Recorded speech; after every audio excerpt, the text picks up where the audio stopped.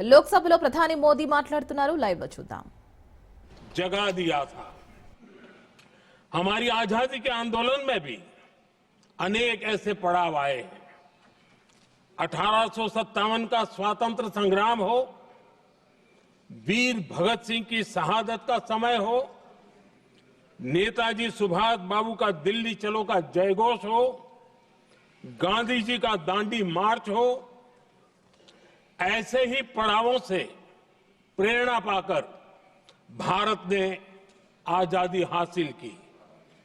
मैं प्रयागराज महाकुंभ को भी ऐसे ही एक अहम पड़ाव के रूप में देखता हूं, जिसमें जागरूक होते हुए देश का प्रतिबिंब नजर आता है। अध्यक्ष जी, हमने करीब 1.5 महीने तक भारत में महाकुंभ का उत्साह देखा, उमंग को अनुभव किया। कैसे सुविधा असुविधा की चिंता से ऊपर उठते हुए कोटि कोटि श्रद्धालु श्रद्धा भाव से जुटे, ये हमारी बहुत बड़ी ताकत है।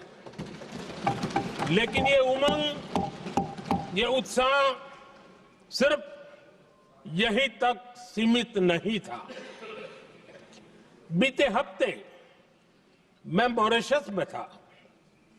मैं त्रिवेणी से, प्रयागराज से महाकुंभ के समय का पावन जल लेकर गया था। जब उस पवित्र जल को मॉरिशस के गंगा तालाब में अर्पित किया गया, तो वहां जो श्रद्धा का, आस्था का, उत्सव का माहौल था, वो देखते ही बनता था। ये दिखाता है कि आज हमारी परंपरा, हमारी संस्कृति, हमारे संस्कारों को आत्मसात करने की, उन्हें सेलिब्रेट करने की भावना कितनी प्रबल हो रही है। अध्यक्ष जी, मैं ये भी देख रहा हूं कि पीढ़ी दर पीढ़ी हमारे संस्कारों के आगे बढ़ने का जो क्रम है, वो भी कितनी सहजता से आगे बढ़ रहा है। आप देखिए, जो हमारी मॉडर्न युवा पीढ़ी है, ये कितने श्रद्धा भाव से महाकुंभ से जुड़े रहे, दूसरे उत्सवों से जुड़े रहे हैं। आज भारत का युवा अपनी परंपरा, अपनी आस्था, अपनी श्रद्धा को गर्व के साथ अपना रहा है। अध्यक्ष जी, जब एक समाज की भावनाओं में अपनी विरासत पर गर्व का भाव बढ़ता है, तो हम ऐसी ही भव्य प्रेरक तस्वीरें देखते हैं जो हमने महाकुंभ के दौरान देखी। इससे आपसी भाईचारा बढ़ता है और ये आत्मविश्वास बढ़ता है कि एक देश के रूप में हम बड़े लक्ष्यों को प्राप्त कर सकते हैं। अपनी परंपराओं से, अपनी आस्था से, अपनी विरासत से जुड़ने की ये भावना आज के भारत की बहुत बड़ी पूंजी है। अध्यक्ष जी, महाकुंभ से अनेक अमृत निकले हैं। एकता का अमृत, इसका बहुत पवित्र प्रसाद है। महाकुंभ ऐसा आयोजन रहा जिसमें देश के हर क्षेत्र से, हर एक कोने से आए लोग एक हो गए। लोग अहम त्याग कर वयम के भाव से, मैं नहीं हम की भावना से प्रयागराज में जुटे। अलग अलग राज्यों से लोग आकर पवित्र त्रिवेणी का हिस्सा बने। जब अलग अलग क्षेत्रों से आए करोड़ों करोड़ों लोग राष्ट्रीयता के भाव को मजबूती देते हैं तो देश की एकता बढ़ती है। जब अलग अलग भाषा बोलियां बोलने वाले लोग संगम तट पर हर हर गंगे का उद्घोष करते हैं तो एक भारत श्रेष्ठ भारत की झलक दिखती है, एकता की भावना बढ़ती है। महाकुंभ में हमने देखा है कि वहां छोटे बड़े का कोई भेद नहीं था। ये भारत का बहुत बड़ा सामर्थ्य है। ये दिखाता है कि एकता का अद्भुत तत्व हमारे भीतर रचा बसा हुआ है।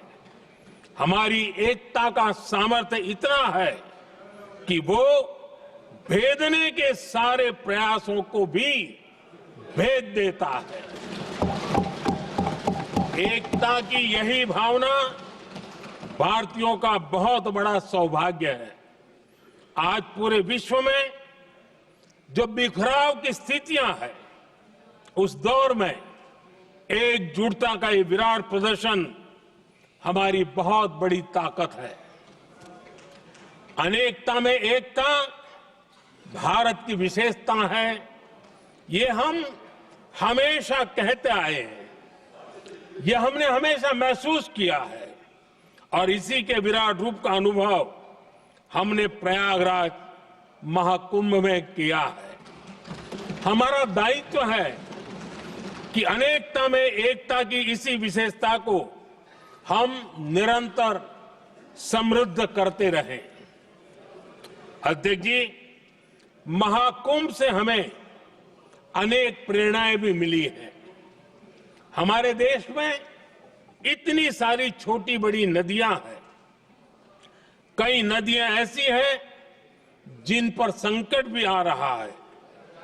कुंभ से प्रेरणा लेते हुए हमें नदी उत्सव की परंपरा को नया विस्तार देना होगा। इस बारे में हमें जरूर सोचना चाहिए। इससे वर्तमान पीढ़ी को पानी का महत्व समझ आएगा, नदियों की साफ सफाई को बल मिलेगा, नदियों की रक्षा होगी। अध्यक्ष जी, मुझे विश्वास है कि महाकुंभ से निकला अमृत हमारे संकल्पों की सिद्धि का बहुत ही मजबूत माध्यम बनेगा। मैं एक बार फिर महाकुंभ के आयोजन से जुड़े प्रत्येक व्यक्ति की सराहना करता हूं। देश के सभी श्रद्धालुओं को नमन करता हूं।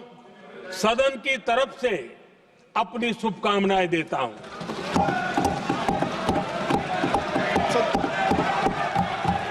नियम 372 एक मिनट, नियम 372 के तहत आप विद्वान माननीय सदस्य विषय उठा रहे थे ना, इसलिए मैं बोल रहा हूं, आप नियम पढ़ लिया करें। हर विषय सदन नियमों से चलता है।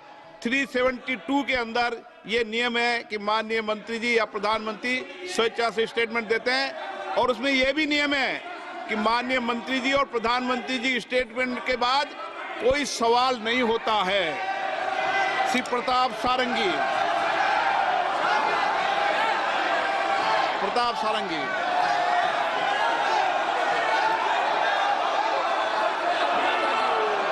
हर हर Mahadev.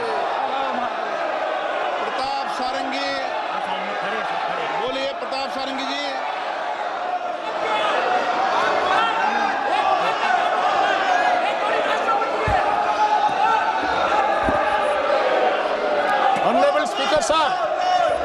Honorable Speaker sir, I am specially thankful to you for having allowed me to participate in this discussion on demand for grants relating to Railway Department, Railway Ministry. Indian Rail is the glorious symbol of our national pride and unity. It's a symbol of our national integration. It connects the nation from east to west and north to south. This is the cheapest and most comfortable mode of travel and transport. Under the सदन guidance नियमों of से our चलता Honorable है। Prime Minister, जब नियमों में Shri Narendra परिवर्तन Modi करना है ji, तो and प्रश्नकाल leadership मौका of our दो। Rail Minister Shri Ashwini Vaishnav ji, it is marching ahead with great speed. from different angles. This is a revolutionary budget. This is a budget with a great vision and result to transform the entire railway system. Development of railway ministry over the next 4-5 years shall be to the tune of 4.6 trillion rupees. A very bold and ambitious development.